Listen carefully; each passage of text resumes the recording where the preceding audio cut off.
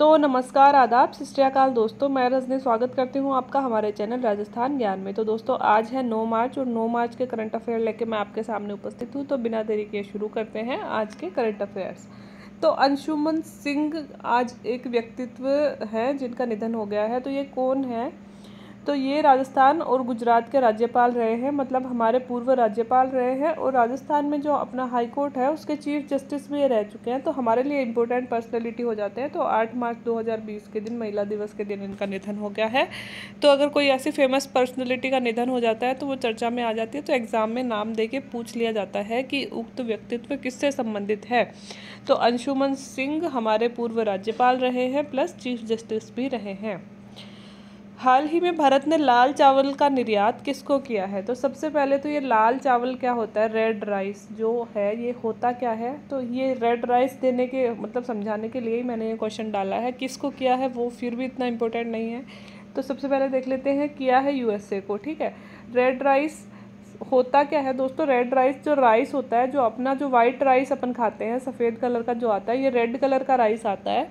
और red colour क्यों होता है? क्योंकि इसमें आयरन की भरपूरता होती है, आयरन ज़्यादा होता है, इसलिए इसमें इसका कलर रेड हो जाता है। तथा इसको उगाने में दोस्तों किसी भी प्रकार के खाद्य और केमिकल का यूज़ नहीं किया जाता, इसलिए शरीर के लिए बहुत अच्छा होता है, बहुत पौष्टिक होता है। तो ऑफकोर्स महंगा भी होगा ही, है ना।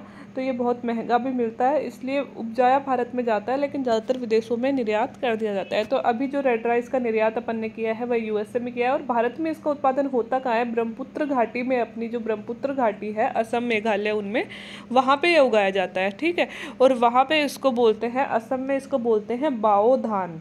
क्या बोलते हैं? बाओ धान बोलते हैं इसको लोकल लैंग्वेज में। ठीक है, और अपन क्या बोलते हैं? रेड राइस या फिर लाल चावल। तो अगर कहीं आ जाए तो ध्यान रख लीजिएगा।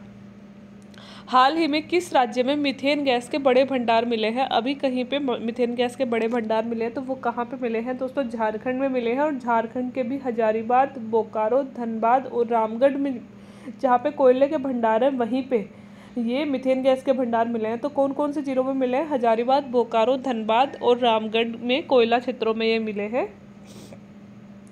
खनन क्षेत्रों में कोल बेड मीथेन गैस का बड़ा भंडार मिला है। और इस मीथेन गैस की खनन कौन करेगा? ओएनजीसी करेगा दोस्तों। 16 लाख घन मीटर मीथेन गैस के भंडार, कितने? 16 लाख घन मीटर मीथेन गैस के भंडार मिले हैं। मिलने के बाद में ओएनजीसी ने 300 कुएं खोदने का फैसला वहाँ पे कर लिया है।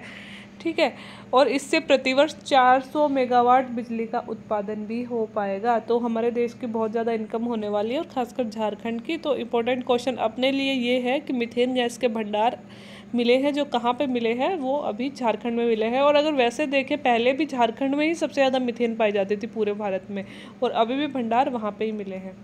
दोस्तों अपने राजस्थान के एक खिलाड़ी है जिन्होंने Rajasthan state open shooting championship में शॉटगन स्किट सीनियर वर्ग में राजस्थान में शूटिंग में नया इतिहास रचा है। प्रतियोगिता का नाम है राजस्थान स्टेट शूटिंग चैंपियनशिप, है ना। और शॉटगन स्किट वर्ग, ये वर्ग होता है कुछ शूटिंग में, उसमें नया इतिहास रचा है। तो क्या नाम क्या है इनका? नाम है दर्शना राठौड़। ठीक है, दर्शना राठौड़। ठीक है, और इन्होंने इतिहास क्या रचा है? इन्होंने 50 में से 50 पॉइंट बनाए हैं, पूरे 50। मतलब जो शूटिंग करते हैं, तीर मतलब जो निशाना साधते हैं, निशानेबाजी होती है, 50 के 50 जो इन्होंने निशाने साधे वो बिल्कुल सटीक लगाए हैं। तो ऐसा इतिहास राजस्थान में पहली बार हुआ है। साथ ही दर्शना ने जूनियर और सीनियर दोनों वर्गों में टॉप स्कोर प्राप्त किया है। टॉप स्कोर प्राप्त करके गोल्ड मेडल जीत लिया है। Rajasthan state open shooting championship में सीनियर और जूनियर दोनों वर्गों में दर्शना राठौड़ ने गोल्ड मेडल जीता है। तशरुवा आनंद शिशिर, ये एक पर्सनालिटी है जो चर्चा में है। ये क्यों चर्चा में है दोस्तों? ये विश्व की पहली ऐसी ट्रांसजेंडर है जो न्यूज़ एंकर बनी है। और कौन से देश में बनी है? बांग्लादेश में बनी है। 8 मार्च महिला दिवस के दिन इनको ये विशेष सम्मान दिया गया था। तो विश्व में आज तक कहीं नहीं हुआ कि ट्रांसजेंडर को न्यूज़ एंकर बनाया गया है। तो ये पहली ऐसी पर्सनैलिटी है। तो अगर विश्व में कोई काम पहला होता है तो इम्पोर्टेंट हो ही जाता है। तो उनका नाम है तशरुवा आनंद शिशिर। ठीक है, तो ये बहुत इंपॉर्टेंट क्वेश्चन हो जाता है। बांग्लादेश अपना पड़ोसी राज्य भी है, तो अपने लिए भी इम्पोर्टेंट ये हो जाता है। ओपेक ग्रुप चर्चा में है, तो सबसे पहले हम देख लेते हैं ओपेक है क्या। तो OPEC organization of petroleum exporting countries, OPEC का पूरा नाम है organization of petroleum exporting countries. ठीक है, मतलब जो सारी जो वो कंट्री जो पेट्रोलियम का एक्सपोर्ट करती है, निर्यात करती है, तो निर्यात कौन करेगा? जहाँ पे पेट्रोलियम ज़्यादा होगा, तो इन देशों में पेट्रोलियम बहुत ज़्यादा होता है और वो पेट्रोलियम का निर्यात करती हैं पूरे विश्व में। तो उनका एक ग्रुप बनाया हुआ है जिसका नाम है ओपेक, है ना। और इस ग्रुप में कितने सदस्य हैं? 14 सदस्य हैं, 14 तेल निर्यातक देश शामिल हैं। स्थापना इस ग्रुप की हुई थी 1960 में और इराक बगदाद में इसकी स्थापना हुई थी। ठीक है, ओपेक दोस्तों, जो ओपेक देश है वो विश्व के 43% तेल का, समझ सकते हो, 43% तेल सिर्फ ओपेक देशों में हो रहा है, उत्पादन करते हैं। और अगर तेल भंडार अगर देखते हैं विश्व के, तो 73% तेल भंडार ओपेक देशों के पास में है। और हाँ, यहाँ मैं लिखना भूल गई, अगर ओपेक का हेडक्वार्टर अपन देखते हैं तो वियना ऑस्ट्रिया में है। ऑस्ट्रिया की राजधानी है वियना, ऑस्ट्रेलिया नहीं, ऑस्ट्रिया। ऑस्ट्रिया की राजधानी है वियना, वहाँ पे इसका हेडक्वार्टर है। और एक बात और कि वियना ऑस्ट्रिया जो है वो ओपेक देशों का सदस्य नहीं है, लेकिन इसका हेडक्वार्टर ऑस्ट्रिया में बनाया गया है। तो ओपेक अभी चर्चा में इसलिए है कि इन्होंने तेल उत्पादन थोड़ा सा कम कर दिया है, इसलिए तेल के भाव और बढ़ने की संभावना है। तो अगर उत्पादन किसी चीज़ का कम होगा, बाजार में कम आएगी तो उसके भाव ज़्यादा बढ़ेंगे। तो हमारे पहले से पेट्रोल के भाव इतने ज़्यादा बढ़ रहे हैं और अगर उत्पादन कम हुआ तो भाव और ज़्यादा बढ़ने की संभावना जताई जा सकती है। 75वें जन औषधि केंद्र का उद्घाटन कहाँ किया गया है? दोस्तों, अभी प्रधानमंत्री जी द्वारा डिजिटल रूप में मेघालय में 7 मार्च के दिन 75वें जन औषधि केंद्र का शुभारंभ किया गया था। तो जन औषधि केंद्र के बारे में जागरूकता फैलाने के लिए 1 से 7 मार्च तक देश भर में जन औषधि सप्ताह भी मनाया गया। तो ये भी याद रखिएगा दोस्तों, 1 से 7 मार्च तक जन औषधि के प्रति जागरूकता फैलाने के लिए जन औषधि सप्ताह केंद्र भी बनाया गया और इसकी थीम रखी गई जन औषधि सेवा भी और रोजगार भी, है ना। तो ये इसकी थीम रखी गई, तो ये भी आप समझ सकते हो। तो ये थे आज के इम्पोर्टेंट क्वेश्चन। और हाँ दोस्तों, एक कमेंट आया था जिसमें पूछ रहे थे कि ज्योग्राफी किस प्रकार से पढ़ी जाए। तो वैसे आप मेरी प्लेलिस्ट चेक कर सकते हो, अगर रीट के लिए या फिर राजस्थान के कोई भी एग्जाम के लिए आप ज्योग्राफी पढ़ रहे हो, तो मैंने लगभग सारी राजस्थान की और इंडियन ज्योग्राफी पढ़ा रखी है, तो वहाँ से आप कवर कर सकते हो। और रही बात किस तरह से पढ़ा जाए, तो ज्योग्राफी पढ़ने का सिर्फ एक ही अपने पास सबसे अच्छा तरीका होता है कि अगर आप ज्योग्राफी में कुछ भी पढ़ रहे हो तो मैप बनाते जाइए और उसमें हर एक चीज़ लिखते जाइए। और ज्योग्राफी जब भी आप पढ़ें तो एटलस अपने पास में रखें।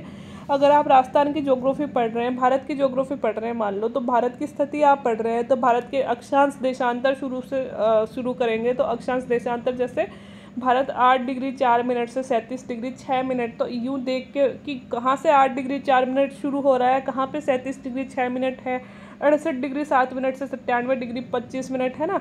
और ये सब आप नक्शे में देखेंगे। अब देखेंगे कर्क रेखा हमारी कहाँ से गुजर रही है, तो आप यूं ही याद कर लेंगे कि जैसे गुजरात से गुजर रही है, राजस्थान से गुजर रही है, एमपी से गुजर रही है। तो ऐसे आपको याद नहीं होगा, रटोगे तो याद नहीं होगा। एक पेपर और पेन लीजिए, भारत का नक्शा बनाइए, एटलस अपने पास में रखिए और जो भी आप जिस भी स्थान को पढ़ रहे हैं वो सब उस मैप में अंकित कीजिए। ठीक है, जलवायु पढ़ रहे हैं तो जलवायु भी अंकित कीजिए कि अरब सागरीय मानसून इधर से आ रहा है, बंगाल की खाड़ी का मानसून इधर से आ रहा है, दोनों मानसून कहाँ पे टकरा रहे हैं, शीतकालीन मानसून इधर से आ रहा है, फिर क्यों शीतकालीन मानसून राजस्थान में वर्षा कर रहा है। तो जब आप नक्शा बनाओगे तो आपको हवाओं की दिशा समझ में आएगी। ऐसे आप चाहे कितनी ही याद कर लो कि उत्तर पूर्व से दक्षिण पश्चिमी, ऐसे समझ में नहीं आएगी जब तक आपको नक्शा नहीं याद होगा। और ज्योग्राफी पढ़ने से पहले, सब शुरू करने से पहले एक काम इतना सा कर लेना कि भारत और राजस्थान के सारे स्टेट और सारे ज़िले आपको याद होने चाहिए, है ना। कि सबसे पहले तो राजस्थान का एक मैप बनाना और उसके सारे ज़िले देख देख के अंकित कीजिए, पर सारे ज़िले अंकित कीजिए। तो आपको क्या होगा, इससे स्थिति याद हो जाएगी। फिर जब आप पढ़ोगे कि ये चीज़ जैसलमेर में है, ये चीज़ प्रतापगढ़ में है, तो आप देखते भी रहिए एटलस पे, और प्लस आप उनको मतलब दिमाग में याद भी करते रहिए कि हाँ ये मैंने यहाँ बनाया था, ये मैंने यहाँ बनाया था। तो कम से कम आपको इतनी छोटी छोटी सी चीज़ें याद होनी चाहिए। तो ज्योग्राफी रटने की चीज़ नहीं है, ज्योग्राफी समझने की चीज़ है। जितना मैप बना के प्रैक्टिस करोगे, मेरी तो यही थ्योरी रही थी कि मैं हमेशा मैप बनाती थी जब भी ज्योग्राफी पढ़ती थी, एटलस सामने होती थी और जो भी कुछ पढ़ती रहती थी तो उसको देखती रहती थी, प्लस एक मैप अपना बनाया होता था और उसमें मैं उसको अंकित करती रहती थी हर एक चीज़ को। तो ज्योग्राफी उसी से अपन को याद होती है और उसी से अपन को समझ में आती है।